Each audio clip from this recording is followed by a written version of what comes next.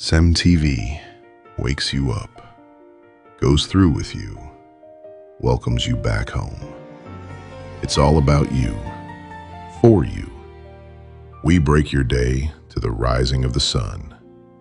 We start you off on the positives with self-energized refilling. Hand in hand, toe to toe, in a soothing by and by. We go through your day, keeping you updated with developments around your world and your endeavors. You're better off with CEMTV.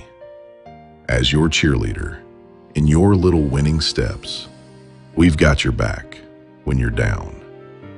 We lift your spirits and your sights beyond your limitations towards horizons of possibilities each day portends. With a pat on your back, we nudge you on to never think less of yourself. Go do your best, daily, leave the rest. At the end of each day, we urge you, do not give up on yourself. Do not give up on life. Anything is possible. You are going somewhere to happen one day. And when the day winds down, when you need a reliable arm of information and entertainment, welcome home to CEMTV. It's all about you.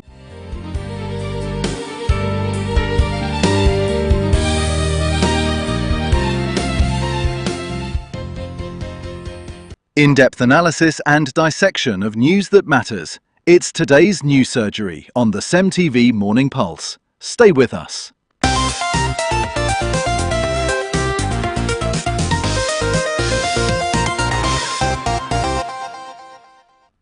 Yes, you're still on to CEMTV News Surgery. Today is World International Rural Development Day. Now, while the SDG, Sustainable Development Goal, doesn't treat rural as a subject of its own, but collectively,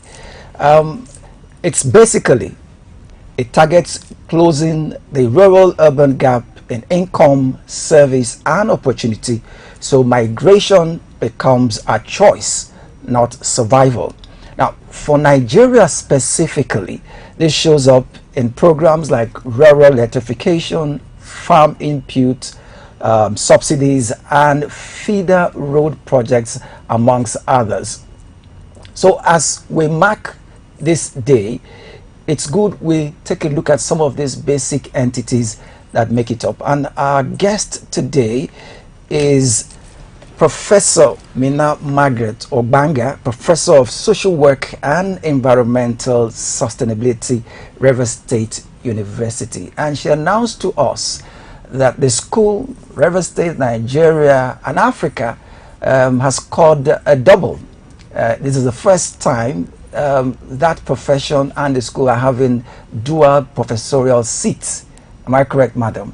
Professor of Social Works and Professor of Environment, connecting together. Okay, and this is the very first time they've gotten that height of capacity. It speaks volumes about the achievement, possibly from research and findings, to advance and to better human life, I guess. Okay, so let me take the first salvo. I'll start with the political, because structurally, they say in terms of population, the rural areas amass majority of our population. Let's talk about Nigeria, or if you want to bring it to Rivers State, to any local government. The local areas is where our population reside. You have people, you have ecosystems called environment. I'll give you this small remark by a friend that came back from overseas, and he said, I grew up here, I went to school here, and I've traveled out of this country and I'm back. Why is it that our rural areas are still the same? If for anything, they are worse. Do you have an answer to that question? Why our rural areas remain the same, despite the huge annual budgets And even the current government is saying, look, your governors, the local government chairman, they have more monies. Go and hold them. Okay, so once again, thank you so much for making us a part of this occasion or presentation. And for us, for me, from Rivers State University, and for me as an individual, as a professional, the question is, if you keep doing the same thing the same way, you will definitely keep doing that definition for insanity. You'll get the same results. You cannot do something for the past 50 years in a particular way, 100 years in a particular way, and you expect that there will be a miraculous diversion in the feedback that you're going to get. So in terms of development getting worse, this is because there has been a realization and confirmation that there is need for us to rethink the development process, for us to rethink rural development. At the heart of rural development lies all that we think we will ever need globally, because every country, every town is, has its foundational roots on the rural areas. And so if we don't even identify and take care of those rural areas, then tell me, how do you want your foundation to be firm enough for a country to grow, for a nation to grow? So yes, we have to ask ourselves, reflect, how do we rethink rural development? How do we understand the best ways forward to apply the best practices in transforming these rural areas? Once you transform the rural areas, you will immediately see huge transformation even at the international area and the national levels. So when we say we have 774, if I'm not mistaken, local government, then you have equal equivalent of communities by this local government. It is a beautiful expo. I call it expo in the sense that you already have your foundational target group. So how do you transform this foundational target group from the microcosm to the bigger level? Because from transforming this microcosm, you now you are able to now see the reflection on the bigger level. So the point now is, there needs to be an intentional desire to transform these rural areas. There needs to be, I've never heard, because we don't have money, that is why we don't know. It is the fact that we have not really sat down to reflect and say, come, is it not time? Is it not time for us to do the needful? Because just when you think you have gotten your maybe personal satisfaction on different levels, their collapse of the rural area will definitely lead to the collapse of the national structures in themselves. And that is exactly what we are seeing here. What we are seeing here in different ways are at the national level are issues that are drawn from the challenges being faced at the rural level. So if you want to see a different rural setting, you must take a different step. The world is evolving, things are changing, people are moving, and you are sticking with the old method of not caring for what will definitely be the source of the growth of the nation, then there will be a big challenge. You see, we need to ask ourselves, do we have the funds? Yes. Even if we don't have the funds, that is where the planning comes to play. A key principle of rural development is planning. So it doesn't matter if it is 10 naira you have, if it is 15 naira you have. The question is, what are you planning to do with that? And on what ground, on what basis are you carrying out that activity? And for you to carry out any activity in the first place, it has to be defined and identified as a priority need from the local government areas, from the community. So if you identify one community, I don't know, name any community in Rivers State, you just say maybe Oroworoko now, okay, this is their own, is water. You know that Krika is school. By the time you get a global plan and at least achieve one, the impact is massive. So for us, if you keep doing things the same way, you definitely will likely be getting the same result at the detriment of the masses, and that is where you have your challenges rooted in. I'd love to ask this question. When you said developing the rural development, all of this is important. Build a school, get them clean waters. For the sake that people go into politics, get into power, into business, they leave their community, go to the city, leave the country, their mind just go blank because none of the people they love is in that part of the country. All they do is focus all they have, which they were supposed to put in the rural development area, into their personal fund, their personal pockets, that of their family. So how do we eradicate this and build a better society where the rural will be well developed and everyone can have access to good health, school, and drinking water? Okay, so at every level, that means there's a time to speak up. At this rural, everybody cannot on no grounds can, or you cannot carry your whole family abroad. I mean, you cannot carry, and it takes a lot, you know, of inhumanity in you to imagine that because maybe your mother and sister and brother and children are out, the whole everybody else can die. No, and that is where the problem is. But be that as it may, the rural people themselves now have to stand up and say, come, what exactly is going on? They need to provide the foundation for intervention, provide an enabling environment to say, come, please come, whatever is left of our community right now, these are the ways we think we can work together with you to, you know, to build a stronger community. There are still many people who are human-minded enough to address the issues that are currently going on at the different local communities. So we are not, it's not a totally dead situation where there's nobody. There are people, the rural community still occupies over 80% of the core population. Very correct. So there's still, they need that, what we need now is a wake-up call, you know, that will drive change from the people point of view. We tell the people, come, this is what is left of your community. How do we change it? How do we move it to the next level?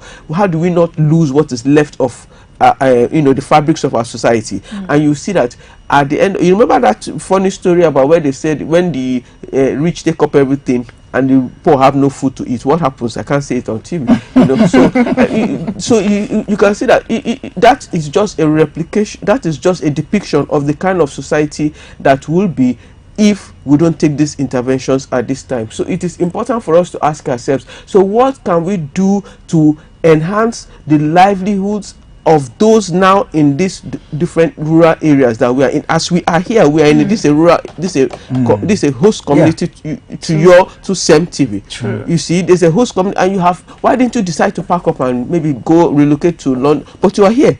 It means that the rural community still remains a foundational location for a lot of development processes. We only need the intentional leaders, we only need the dedicated leaders, we only need the committed local community members who will say, come, we can't allow this to continue. And that voice of change is what we need. That call to action is what we need for us to be able to move things from where they currently are, the derogatory state, to a state of transformation. Yes, it's a people movement we need to build right now to say, okay, if everybody has gone, you are the ones left. So what do we do about our situation? How do we reclaim this land? How do we reclaim our communities and transform them? And it comes with both the bottom-up approach and the top-bottom approach, where policy will match the desire for change. Okay. You understand? Policy will match the desire for change. So we need to say what is left of our communities. How can we transform what is left of our communities before we lose sight and there's crisis? And once there's crisis, the center cannot hold, and that is the end to not only us but the generations to come. So indeed, even if everybody is planning to leave, there is still a foundational presence of the communities. How do we transform these communities? With those that are available and with the policies that are in place, how do we move from policy to action? How do we move from advocacy to action? How do we get our mindsets reorientated so that we see a transformative rural community and we don't lose sight of what is left of our communities? Okay, so Prof, my next line of question goes to individual and collective responsibility. Yes. Now, most times when we talk about rural development, everybody turns their attention to government and government officials. We tend to forget that we individually have a part to play. And we can beat our chest to say that in every community there are one or two persons who are well-to-do, who are not even within the confines of government, who have resources that they can pick or give a small percentage of that to rebuilding their own community and their people. But we don't get to see people being able to take that initiative. So my question is, in terms of community development, is it just the government that is responsible, or is it a shared responsibility? And if it is a shared responsibility, how can we collectively own our communities and then contribute to building each other up? Okay, so inclusive policies are very key, because the inclusive policies from the government, for example, is what can turn rural areas from places of extraction now to hubs of prosperity. You understand? And we need to emphasize the need of, when you say is government, the point about government, when you talk about government is a foundational lead when it comes to development. Government is a foundational lead. So government, and that is why we don't just have government at one level. We have government up to the local government. The local government are the first line of action for rural development. So you see, we also launched we also celebrated the International Year of Volunteerism, which told us a lot about the fact that there are many people out here that are transforming their communities just by volunteering. If you go to different communities right now, do you know that the roads there are built by people, the houses they are built by people. People have turned into Ministry of Education, people, they build their schools. People have turned to Ministry of Power, they've built their power. People have turned to Ministry of Water, they have their water. Everything is done. Go to some communities which I can name off my heart, you will see that the transformation in that place is not done by anybody. It is done by the people themselves who decided that, come, let us get this thing done, otherwise we'll never enjoy the benefits of being in this community. Fine, but that is not how it should be. This role of any other person is complementary, in the sense that we have a foundational role to play. Now you have partners who are coming to bridge. We have local partners, national partners, international partners that are coming. They're not coming. Nobody, he who wears the shoes knows exactly where he's pinching. And you at that local place are the primary, target beneficiary owner of that particular locality. And then the government has a primary responsibility to provide support for their immediate constituencies. You see, any other role provided by anybody is not there's nowhere it's written that it's mandatory. If you don't provide this role, you don't play this role, our communities will not be developed. No, these are complementary roles. That is why partners look for investment-ready communities who have shown interest and started building up or started working on building their development process. You see that those communities attract a lot of investment. For example, there are very interesting criteria set by bilateral agencies, international agencies, for partners who they want to work with. They want to see the commitment. You don't show commitment, they can't also show commitment, because what could be at the end, it could be that they support a certain group, and then you discover that that project is not sustained, is not owned, is not looked at in the long term. So they prefer to work with people who are ready to promote their development processes. A ready government attracts investment ready partners, you see. And so if the government at the local level, where access to resources is confirmed, every time we talk about we are going to collect allocation, we're collecting allocation, what are we doing with all those allocations? I don't get it.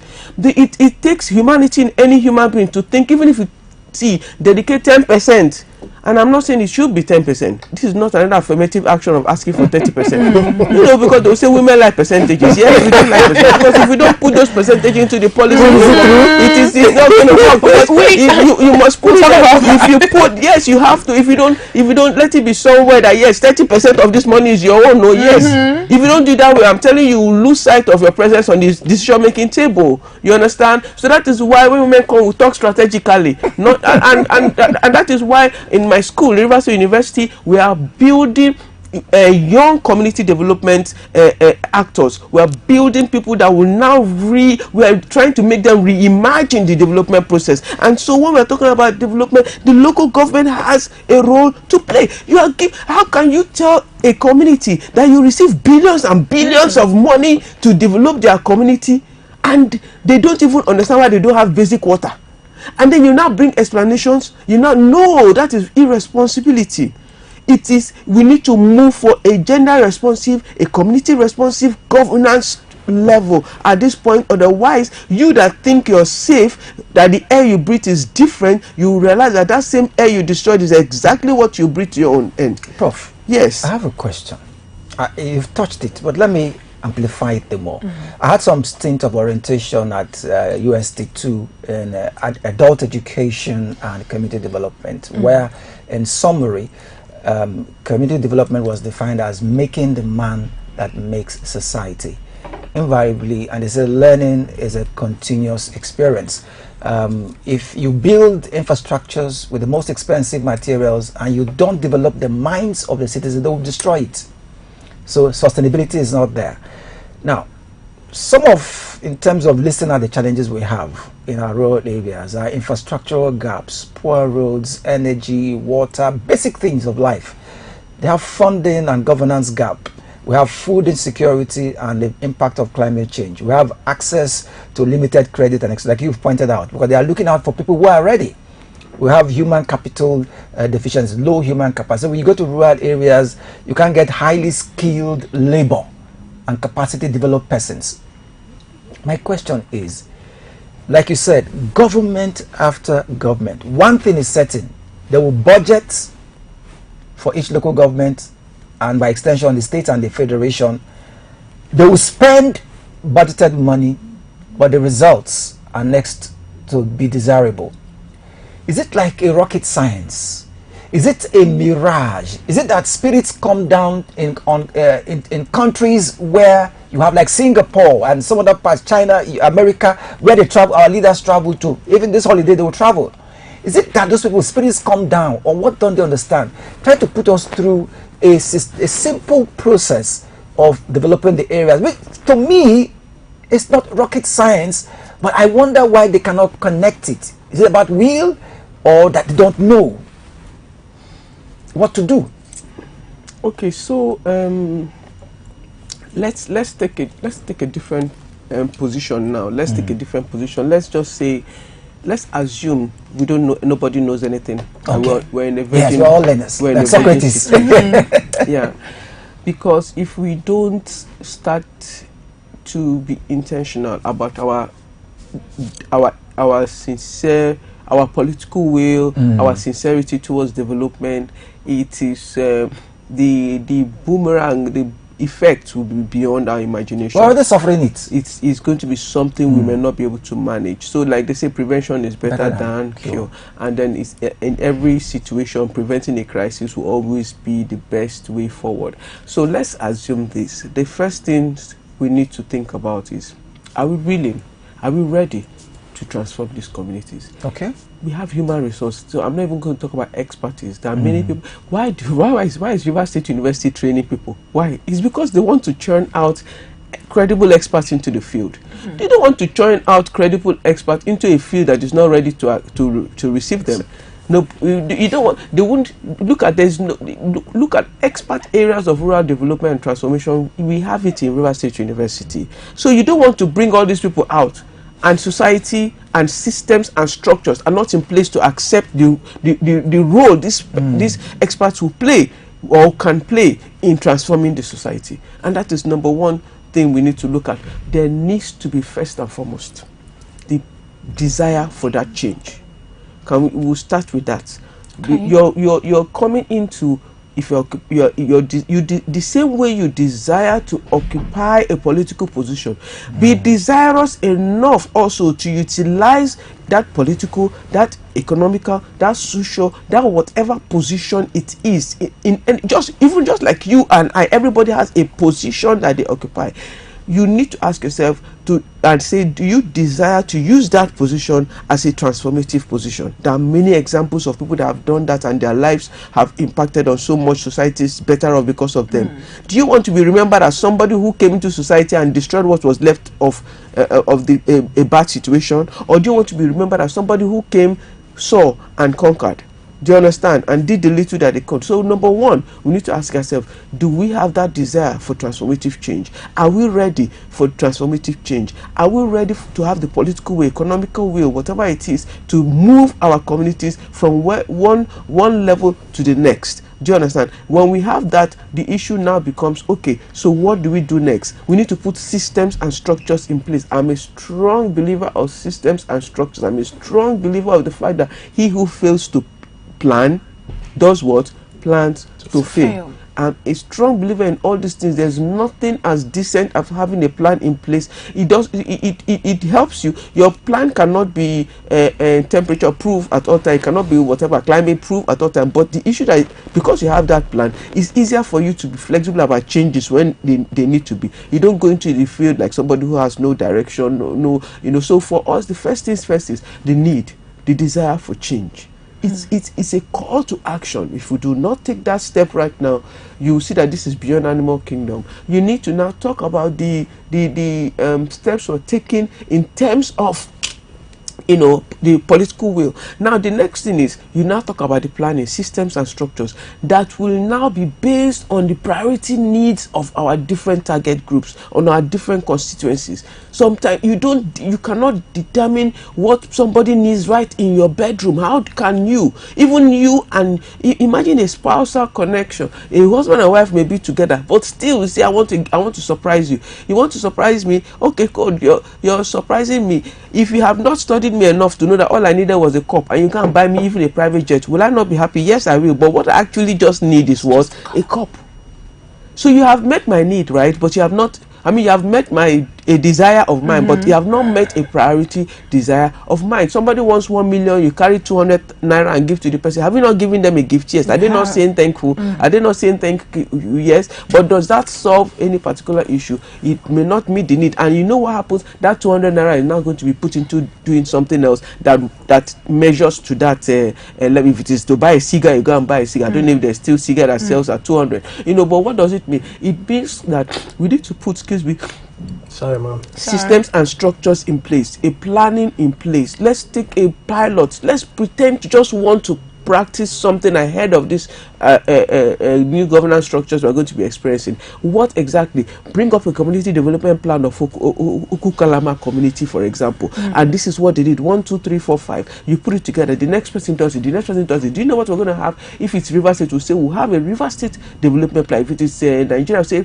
we'll have a national plan. Or rather, those plans that we already have, interrogate them. Do they still speak to the priority needs that we have? Do they still speak to the current state of events? Do they still speak? Then you look at all those things, and then okay, what next? A plan is just a paperwork if there's no budget attached to it, if there's no support given to it, there's no political will to implement it. Because somebody who comes in that does not have any intention of promoting development at any level, much less rural level, will come and actually see a plan that says this person needs a school, this person needs, and say, come, everybody please provide water for all of them. It looks like they need water, and oh, this girl is too dry, oh, you're looking too dark, it means there's so much sun.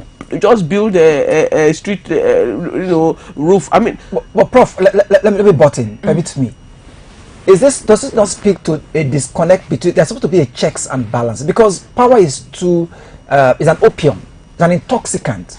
Anybody, Socrates said, a man is not a man that said, I'm a man. You know me, I have structure. Is a man that can rise above the power of money, women, and political power. When they get in there, somebody is supposed to say, Oga, you're going astray. This is what it's supposed to be.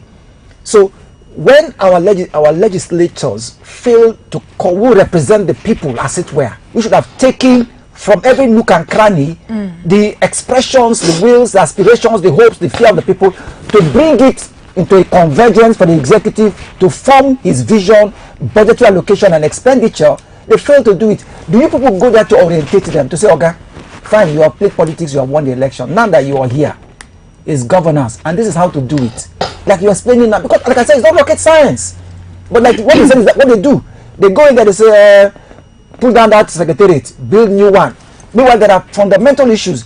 There are even resources on tap, like agricultural sources. Like I say, Obiakwa, Faga, Ishoku, they have no business waiting for national FAC allocation with the agricultural potential alone. Look at Kevedi, that's turned the world. Just 500,000 people. They have constant electricity. They have international stadium. They have infrastructure. They have hospitals. 500,000 people. We need to turn our population into our strength. That's exactly. one thing for Nigeria as general. It's a huge strength for us, on which we need to utilized in the best way possible. But what I think I want to emphasize on the assumption, I'm working on the assumption that, okay, we don't know, this is just virgin situation, we don't know anything to do. What we need to do is what exactly the steps we're following, are principles of rural development, that theories around rural development, that theories around community development. If we need to revisit those things, then we need to revisit them for the benefit of our future generations, so posterity will not fight us where it matters most. In your old age, you will not look back and say, if I had known, I would have put a hospital in this place as they have asked, and now I did not put an arm in need of it. Now situation is interesting, because even going out now, the people at the international level are saying, we don't even want you to come again because they are not bringing the backlash. The backlash, you're having a front lash, you're having a backlash. What do? You have to go back and say, come guys, let's make our home. On this, our home into the small Londons will look for, the Americans will look for, Cape Verde, whatever it is we're looking for, the Bahamas that we're looking for. Some days ago, we're working with hundreds and hundreds of women who live in coastal areas and riverine areas who did not.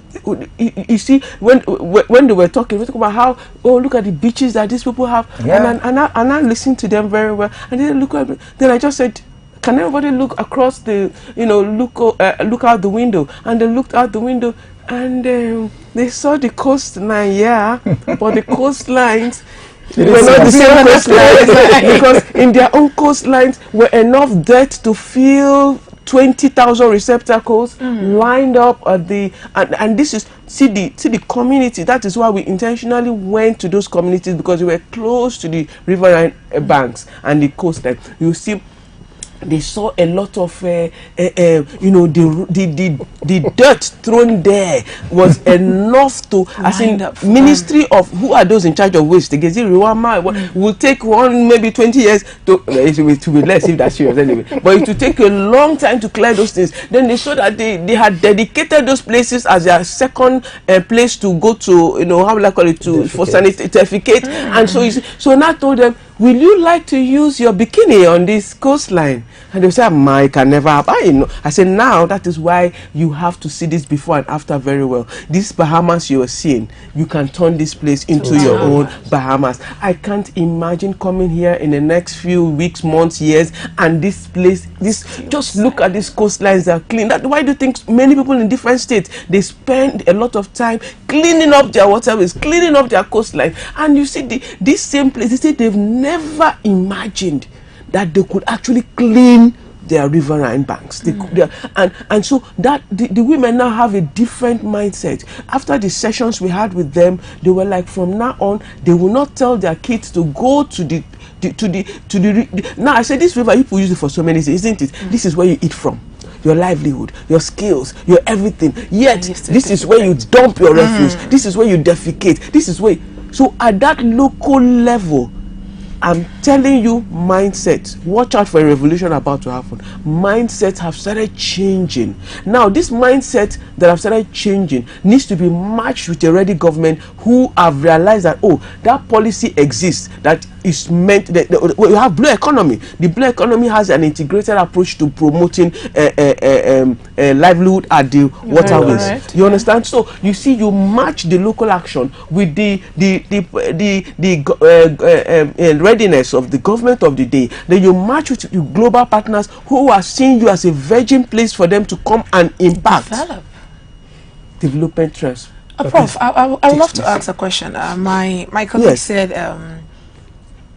the connectivity, right? Now, some local government chairmen, or I'll say some politicians, they just go there for their personal gain, right? Now, people in the local community are leaving to Lagos, Abuja, because there's nothing in the village. The people that have oil, their lands are being polluted. Even when the federal government allocates certain program to clean it up, you see the wealthy politicians and some persons in the local government put it all in their pockets and give peanuts to people of that community that don't have water. Can you imagine that in River State, there are some some villages don't have drinkable water, like clean water, they don't have. But they have local government chairman that is getting fat every year. Are they not supposed to be body to checkmate all of this? Because you can't expect an average village boy that sells cassava or make garri for survival to match up to the local government chairman and say you're supposed to do this, where will you get the audacity to start it? So are there not supposed to be things to put in order to checkmate this local government in order to develop what we have? Okay, so I think one of the things we need to look at very critically is to, I'm not even bothered right now, you know, because the way the system is, we have to take one thing into cognizance, and that is this. Do we have systems? Perhaps we have systems. When you say you have ministries, they are all part of the systems and structures. Yes, they are. What we need to do, see, if you want to know the different aspects of structures in, for example, in a particular state, it moves from. That's why we have the three arms of government now: legislation, you have them, you understand, and you have the executive and all that, and judiciary. Okay, so it means that within these structures, there are components that exist. There are those that are meant to fast track. There are those that are meant to monitor. There are those that are meant to implement. The systems and structures are in place. The take home I want everybody to sit and reflect on is we need to make these systems and structures functional. How do we make it functional? And how do we make it functional? It begins with like I said, we as individuals, there's a third arm, let me call it the fourth arm of this system, which is like the civil society unit. Now they have been on the toes of many governments, many agencies. Their own role is how do we make sure we trigger development process? How do we trigger the development discourse? You understand? But there are systems and structures in place that are meant to monitor if there is any. Recently we experienced a fatal, unfair situation of a business building collapse. There's a structure that's supposed to monitor that. There's a structure that's supposed to check it. Even the most painful part is also the fact that there's a structure there's supposed to be a structure in place that is supposed to provide immediate and swift rescue in terms of crisis.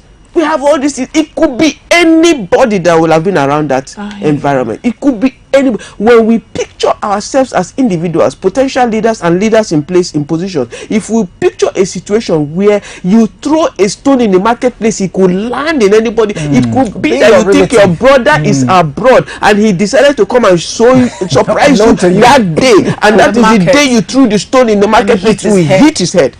Okay. Let's link that to what's happening in South Africa. You said we should come back home, develop our areas, build our own haven. Let me take, as we wind down quickly, this story. South African Prime Minister's parliamentary member said no compensation for Nigerians. South Africa rejects Nigeria's request for the properties of evacuated citizens over xenophobic attack. And this is coming from the Minister Kumbudzo in Chaveni, insisting I didn't stutter after criticisms from Shehu Sani. We definitely need each other in terms of our development, even our rural development, because we all have weaknesses and strengths, what they call SWOT analysis. And in international trade, there are specializations. There are people who are endowed with certain capacities and some lack it. So there is always the migration of resources, capacities, abilities, and so on for mutual benefit. How does this encourage first our rural development? Because let's say we are the best manufacturers or whatever that we do. Maybe our rural areas we rear and raise so much amount of fish, and we are exporting to South Africa and any other country. How does this encourage rural development, or discourages it, or is it another way to say Nigerians go back and develop yourself? It's clearly another way to say Nigerians go back and develop. And develop yourselves, or go back and you see when you go into an environment, the whole idea is that you're going into an environment, you're coming in with value. And Nigerians, I can tell you for free that Nigerians that have a lot of value to add. Are you not hearing? Just the same way we have bad stories. Hope you know that good stories of Nigerians doing transformative work. Look at all of you. Everybody in their own microcosm is doing transformative work.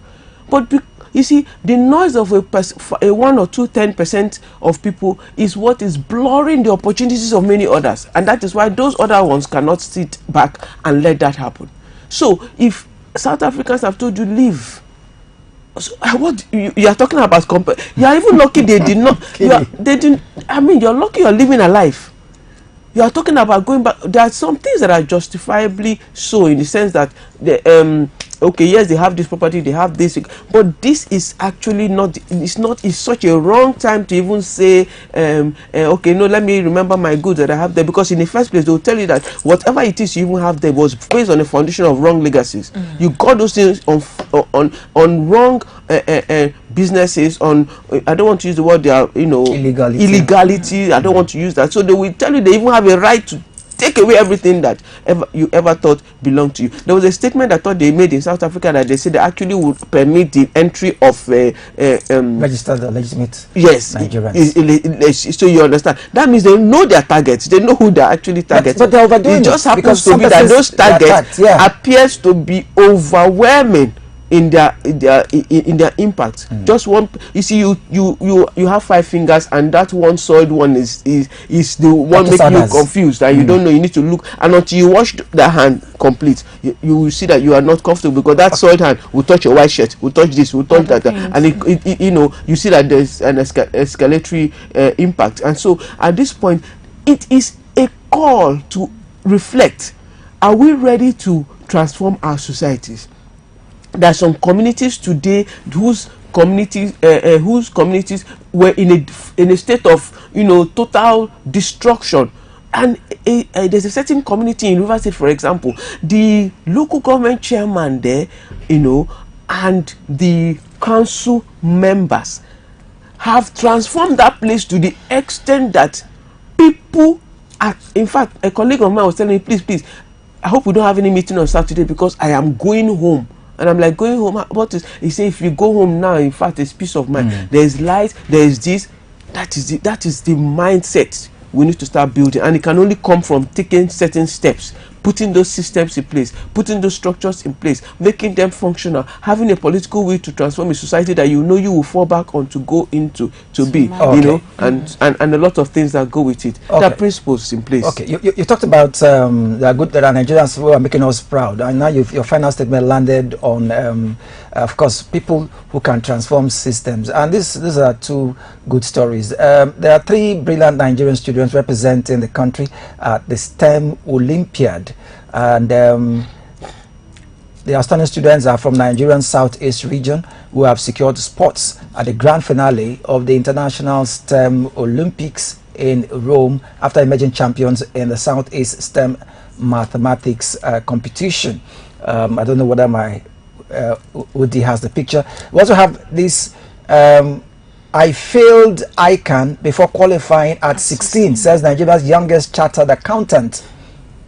Osa Sere Okundaye, Nigeria's youngest chartered accountant at 16, shares her inspiring journey, including failing an icon exam before qualifying. And so my final question to you will be, let me read this. Nigerian doctors, medical doctors give federal government fresh 4 weeks deadline over unpaid allowances. You were a lecturer too. You were once a student. Because even these doctors, we need them at the rural areas. They're talking about medical facilities, health facilities. Madam, if you were to be Mr. President, because I do that. Sometimes put yourself in that position. True. Oh wow. How are you going to solve it? Because for me, it's like a slap on our faces every day. As simple, I call it simple because it didn't take them time to approve for the National Assembly to approve the procurement of a new jet for Mr. President, despite the fact that Buhari did not die in the old jet, and the old jet wasn't just dying, killing people immediately. We wouldn't wait for it to kill people immediately, though, but it didn't take them time to approve billions for the building of a new housing estate for the vice president, even though the former Osinbajo was living in a very conducive, very expensive government quarters. So why will it take them time to approve? And what they're asking for are the basics, nothing more. And again, our president, knowing how important health is, because he goes abroad for the first-class medical treatment, and those places where also belong to rural areas in those countries like France, they also do the needful. What is it that they don't understand? Because if they go on strike, it is we that will suffer. Even the rural dwellers will suffer the most. The most. I weep for the continued disregard for the principles of rural transformation, the principles of rural development. Nigerians will have policies. So you want policy, you have enough. In fact, I'm sitting here, I can bring policy. Policy is not our problem. If it's only policies that can make us survive, a lot of people will, because the simple people like you and I that know how to design policies will design. Say, please come and eat, come and eat, come and eat. Point. And they tell you, if they consult us to write the policies for them.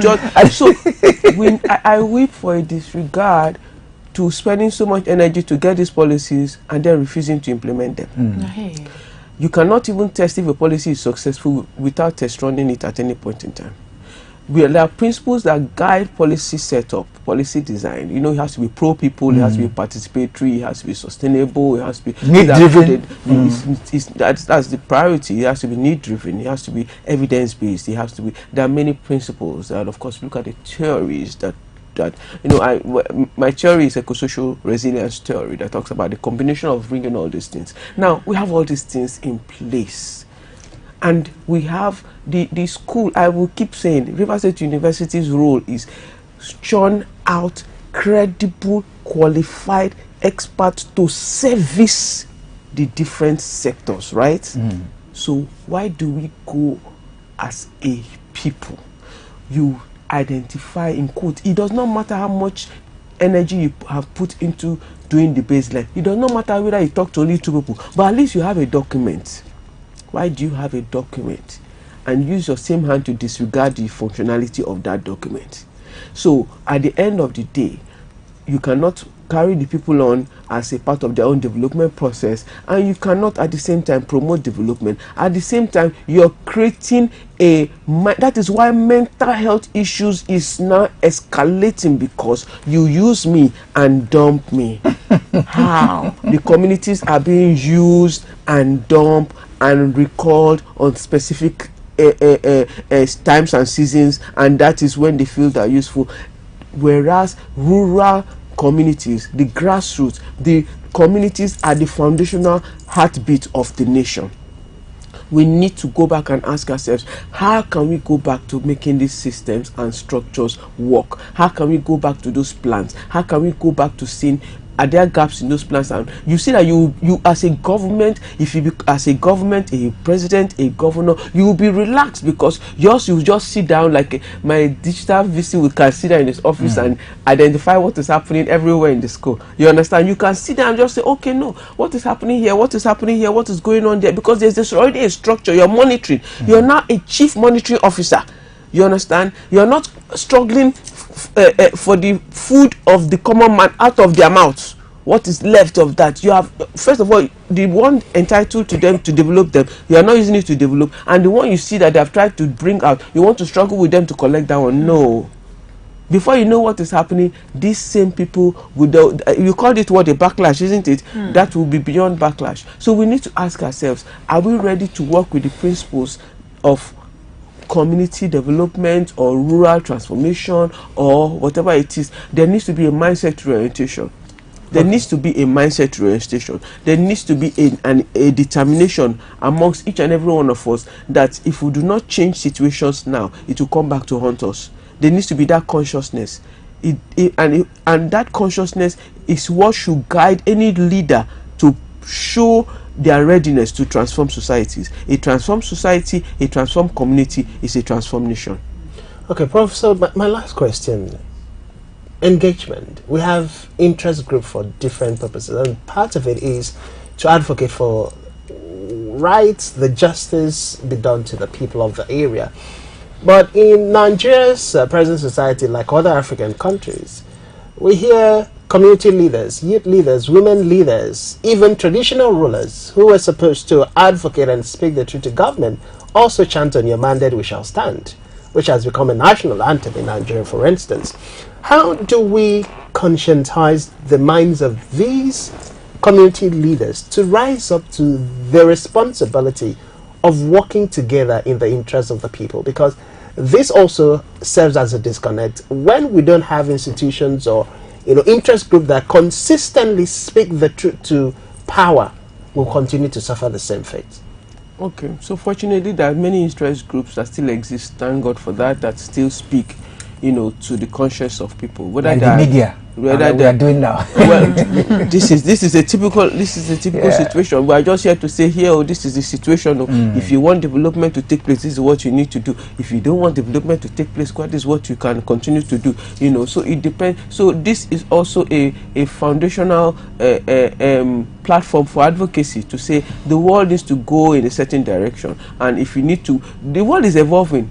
We're talking about, while we are talking about this, did you see the robots that they showed day for yesterday that is doing different things? Robot managing communities, taking over, robot taking over industrial society, production, taking over. I mean, like the people are saying AI will take people's job. They will not take people's job. AI is supposed to make people even better, more effective, and whatever it is to apply their skills into development processes. So people are thinking. So maybe like I said, there needs to be a. That's why, and see, systems and structure. We have what we call the NOA, right? What is the NOA's role? National orientation.